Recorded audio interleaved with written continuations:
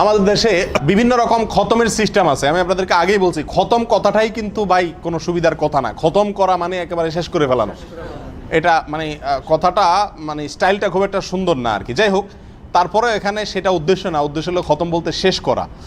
তো বিভিন্ন রকম খতম আছে, খতমে জালালি, খতমে খাজেগান, তারপরে আপনার খতমে দোয়া ইউনুস,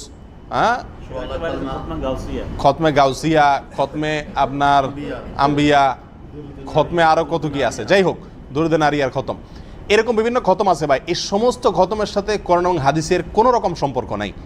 কোরআন এবং হাদিসে খতম বলতে কোনো জিনিস নাই। আমরা সুন্নাহ থেকে আজকে বহু দূরে সরে গেছি ভাই।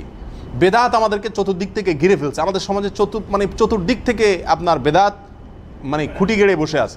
নবী সাল্লাল্লাহু আলাইহি সাল্লাম শিখাইছেন, তুমি যদি কোনো বিপদগ্রস্ত হও, তুমি যদি মুসিবতগ্রস্ত হও, ইস্তেগফার করো, আল্লাহর কাছে ক্ষমা পড়ো, বেশি বেশি ইস্তেগফার পড়ো। আস্তাগফিরুল্লাহ আল্লাযী লা ইলাহা ইল্লা হুয়াল হাইয়ুল কাইয়্যুম ওয়া আতুবু ইলাইহি পড়ো, বেশি বেশি করে সাইয়্যিদুল ইস্তেগফার পড়ো, এমনি আস্তাগফিরুল্লাহ আস্তাগফিরুল্লাহ পড়ো, আল্লাহ তোমার মুসিবত দূর করে দিবেন। আল্লাহ কোরআনে কারিমে ওয়াদা করতেছেন সূরা দাহরের সূরা নূহের শুরুর দিকে, যে ফাকুল তাস্তাগফিরু রাব্বাকুম ইন্নাহু কানা গাফফারা ইউরসিলুস সামা আলাইকুম মিদরারা ওয়া ইমদিদুকুম বিআমওয়ালিন ওয়া বানিন ওয়া ইয়াজআল লাকুম জান্নাতিন ওয়া ইয়াজআল লাকুম আনহারা।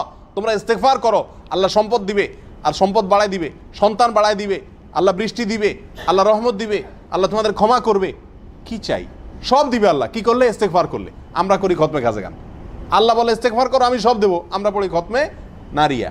প্রিয় ভাইরা, এভাবে নবী সাল্লাল্লাহু আলাইহি সাল্লাম অনেকগুলো আমল শিখাইছেন। দুরুদ পড়লে বরকত হয়। আপনি বিপদগ্রস্ত হয়েছেন, সেখান থেকে বাঁচার জন্য আমল আছে। নবী সাল্লাল্লাহু আলাইহি সাল্লাম বলেছেন, আমার ভাই ইউনুস তিনি বিপদে পড়ে দোয়া করছেন, লা ইলাহা ইল্লা আনতা সুবহানাকা ইন্নী কুনতু মিনাজ জালিমিন। অতএব তোমরা এটা পড়ো, আল্লাহ তোমাদেরকে উদ্ধার করবে। আল্লাহ কোরআনে বলতেছেন, ওয়া কাযালিকা নুনজিল মুমিনিন, যেভাবে আমি এই দোয়ার মাধ্যমে আমার নবী ইউনুসকে রক্ষা করছি, ইমানদাররা পড়লে তাদেরকে রক্ষা করবো, আল্লাহ ওয়াদা করতেছেন। আর আমরা বলি মৌলবী আসো খতম পড়ো।